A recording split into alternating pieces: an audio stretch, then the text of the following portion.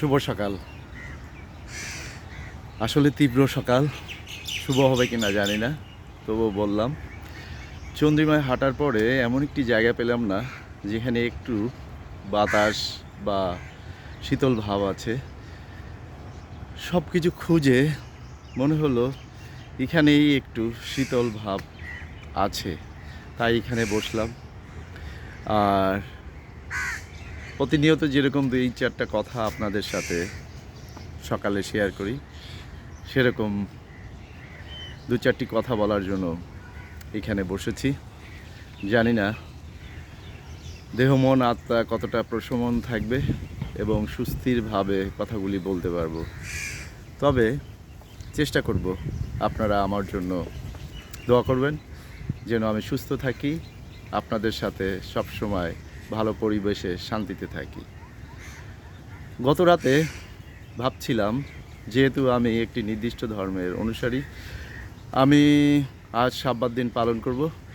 এখন সকাল 9টার কাছাকাছি, একটু দেরিতে আসা হয়ে গিয়েছে, কারণ তাপমাত্রার জন্য রাতে দেরিতে ঘুম এসেছিল, সকালে উঠতে দেরি হয়েছে। যাই হোক, গত রাতে আমি সাব্বাত স্কুল পাঠ করছিলাম, সেখানে একটি বিষয় আমার কাছে খুবই দাগ কেটেছে। তেমনি একটি বিষয় হয়তো সবার কাছে ভালো লাগবে, যারা অন্য ধর্মের আছেন তাদের কাছেও ভালো লাগবে। কারণ আলো যখন প্রকাশিত হয়, বিশেষ অন্ধকার ঠেলে কিন্তু প্রকাশিত হয়, আর এই অন্ধকার ঠেলতে গিয়ে তাকে অনেক বেগ পেতে হয়। তেমনি একটি ঘটনা আপনাদের সাথে আজকে শেয়ার করব। আলো না, আলো তো শিক্ষাকেই মেনলি বোঝানো হয়, আর যে শিক্ষা মানুষের জীবনকে সুন্দর করে, সহজ করে, সরল করে, শুদ্ধ করে। আর এই আলোর জন্য বা এই আলোর মিছিলে অনেকেই নিজেকে আত্মাহুতি দিয়েছেন। তেমনি একটি ঘটনা, একটি নির্দিষ্ট ধর্মপুস্তককে তার সামনের দিকে নেওয়ার জন্য অনেকেই আলো ছড়িয়েছেন। আর তেমনি একটি ঘটনা যেন আজকে আমার মনে দাগ কেটেছে। সেটা যে ধর্মেরই হোক, যে বর্ণেরই হোক, যে মানুষেরই হোক, সেটা সত্যের জন্য সংগ্রাম করেছে, তাকে স্যালুট দেওয়া সবার পক্ষেই যথেষ্ট। আর তেমনি একটি ঘটনা, সকালে হাঁটছিলাম আর ভাবছিলাম, এই সকাল আকাশটাও যেন দেখা যাচ্ছে না, কিন্তু তীব্র তাপদাহ অনুভব করছিলাম। আকাশে কালো কালো মেঘ, আলো আছে তবুও যেন আলো নেই, অর্থাৎ আলোর মধ্যে যেন শুদ্ধতা বা আকাশটাকে দেখার মতন সেই সুন্দর আলো দেখতে পাচ্ছিলাম না। আর সেটা থেকেই যেন মনে পড়ছিল সেই সত্য ঘটনার অবলোকনে আলোকপাত করা। এমনকি আমি নিজেও সেই ব্যক্তিত্বকে নিয়ে একটি কবিতা লিখেছি, যেটার নাম ছিল সকালের তারা, মর্নিং স্টার। আজকের মর্নিংয়ে দেখা সম্ভব নয়। আপনারা হয়তো সকালের তারা কেউ দেখেছেন কি না জানি না, দেখে থাকবেন। পরিষ্কার আকাশ, শুদ্ধ আলোয় যদি আকাশটি নির্মল থাকে, মাঝে মাঝে 2-1টি সকালের তারা দেখা যায়। কিন্তু প্রভাতের তারা অনেকেই দেখেছে। প্রভাতের তারা বলতে যেটা যখন সূর্য ওঠেনি, জাস্ট আলোকিত সকাল, আর সেই মুহূর্তে যেন আকাশটা পরিষ্কার থাকে, কিছুটা আলোর কমতি থাকে, আর তখন কিন্তু প্রভাত তারা দেখা যায়। কিন্তু সকালের তারা দুরূহ ব্যাপার, সৌভাগ্যের ব্যাপার। সেই সকালের তারা সম্পর্কে আমি বলছি, মর্নিং স্টার। জন উইক্লিফ তার বিশেষ অবদানের জন্য আজকে তাকে সবাই সকালের তারা, মর্নিং স্টার হিসেবে আখ্যায়িত করেছেন। তিনি কি করেছিলেন? ডার্ক এজ, অন্ধকারময় যুগ, আমরা অনেকেই শুনেছি। এমনি একটি ডার্ক এজে তিনি তার আলো, অর্থাৎ তার যে ধর্মের আলো, সেটা সরিয়ে দেওয়ার জন্য চেষ্টা করছিলেন, প্রাণপণ করছিলেন। তিনি অন্তরায়গুলি খুঁজে খুঁজে বের করছিলেন।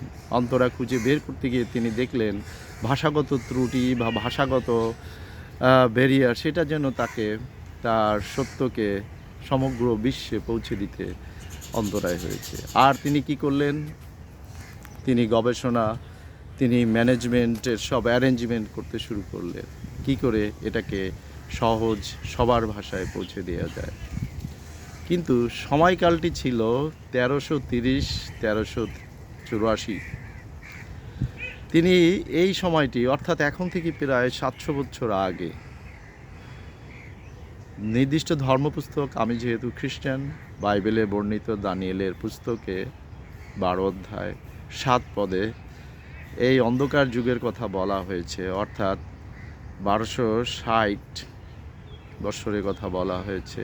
প্রকাশিত বাক্যে ও ঠিক 12 অধ্যায় 6 পদে বাক্যটি ভবিষ্যৎবাণী হিসেবে প্রতিগণিত হয়েছে। আর ঠিক এই সময়টি যখন রোম সাম্রাজ্যের অত্যাচার মানুষের প্রতি তীব্রতর হচ্ছিল, আর জন উইকলিফ সাহেব ঠিক সেই সময় তার মিশন বাস্তবায়ন করার জন্য উদ্গ্রীব ছিলেন। তিনি সত্যের আলো পৌঁছে দেওয়ার জন্য তিনি উপায়ও খুঁজে বের করলেন, আর সেই ধর্মপুস্তক বাইবেলকে ইংলিশ ভাষায় ট্রান্সলেট করার প্রয়াস নিলেন। আর তিনি সব কিছু মিলিয়ে, কাজটি অনেক বড় ছিল, আর তিনি সাকসেসও হলেন। আর এইটা ওনারই ধর্মগোষ্ঠীর আর একটা গোষ্ঠী ছিল যারা এটাকে সহজ চোখে দেখেনি। তাদের ধর্মগুরুরা যেভাবে তাদের রিচুয়াল ছিল, যেভাবে তাদের প্রথা ছিল, যদিও ধর্মীয় ব্যাখ্যা ছিল না এর মধ্যে কোনো, কিন্তু তাদের প্রথাগত দিকে তারা জন উইকলিফকে দোষী সাব্যস্ত করলেন। নেতারা, তৎকালীন সরকার রাষ্ট্রের কাছে আর্জি করলেন, কমপ্লেন করলেন জন উইকলিফ ব্যক্তিত্বের ব্যাপারে। তিনি যে বিদ্রোহ করেছেন, তিনি যে তাদের সমস্যা সৃষ্টি করেছেন, সেটা তিনি রোম সাম্রাজ্যকে জানালেন। আরেকটি কথা, রোম সাম্রাজ্যের লোকেরা বা যারা রাষ্ট্র পরিচালনা করতেন, তারাও কিন্তু এইসব ব্যাপারে যারা বিদ্রোহ করত বা যারা সত্যের আলো প্রকাশ করার জন্য প্রয়াস নিত, তাদেরকে নির্মূল করা হতো এবং তাদের প্রতি চরম অত্যাচার করা হতো।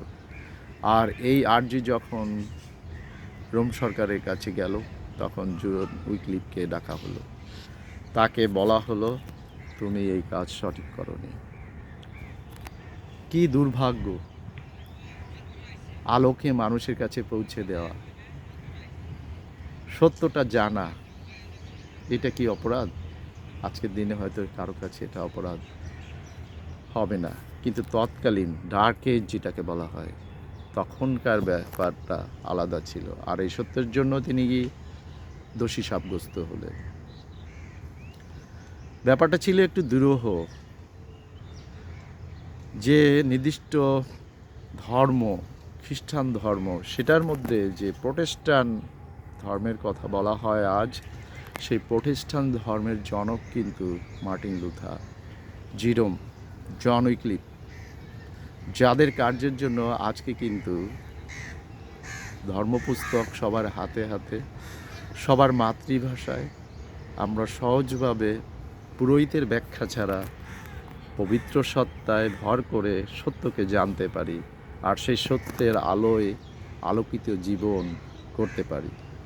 সেই কাজটিই তো করেছিলেন জন উইকলিফ, কিন্তু তাকে দোষী সাব্যস্ত করা হলো তৎকালীন সরকারের আদেশে, আর তাকে কারাগারে নিক্ষেপ করা হলো।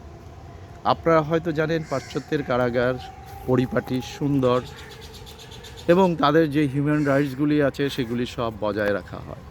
কিন্তু দুঃখের বিষয়, জন উইকলিফ সাহেবকে যে কারাগারে নিক্ষেপ করা হয়েছিল, সেই কারাগারটি ছিল অত্যন্ত জঘন্য। সেখানে বসবাসের উপযোগী নয়, স্যাঁতসেঁতে অন্ধকার। ইভেন জেলার কর্তৃপক্ষ সেটাকে আরও দুঃসহ করার জন্য আরও খারাপ পরিবেশ সৃষ্টি করেছিল। তিনি কিছুদিন পরে অসুস্থ হয়ে পড়লেন। তিনি ব্যক্তিগতভাবে সরকারকে অনুরোধ করলেন যেন তাকে সুন্দর একটি পরিবেশ দেওয়া হয়, যে পরিবেশে তিনি সারভাইভ করতে পারেন। তার কথা কিন্তু শোনা হয়নি। এদিকে তার প্রতিপক্ষ আর একটা গোষ্ঠী, সেই ধর্মগুরুরা রাজাকে প্ররোচিত করতে লাগলো।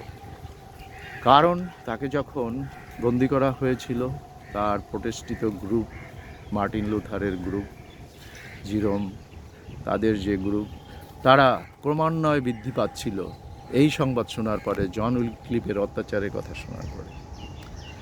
আর তখন সরকার জন উইক্লিফ সাহেবকে মৃত্যুদণ্ড দিলেন। মৃত্যুদণ্ড দিয়েই ক্ষান্ত হলেন না, তাকে মৃত্যুর পরে যে সমাহিত করা হয়েছিল, কবর দেওয়া হয়েছিল, সেই কবরের হাড্ডিগুলি অর্থাৎ অবশিষ্ট অংশ তুলে আগুনে পুড়িয়ে নদীর জলে ভাসিয়ে দিতে বলা হয়েছিল। আর তাই করা হলো। ছাইগুলি নদীর জলে ভাসিয়ে দিল।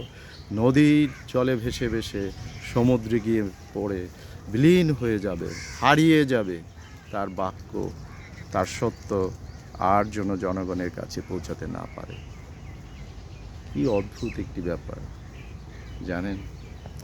এই সত্যের আলো যেন নদীর জল ধরে, সাগরের জল ধরে, মহা আকাশে, পৃথিবীর বুকে সমস্ত মানুষের কাছে পৌঁছে গেল, সমস্ত মানুষের চোখে ধরা দিল।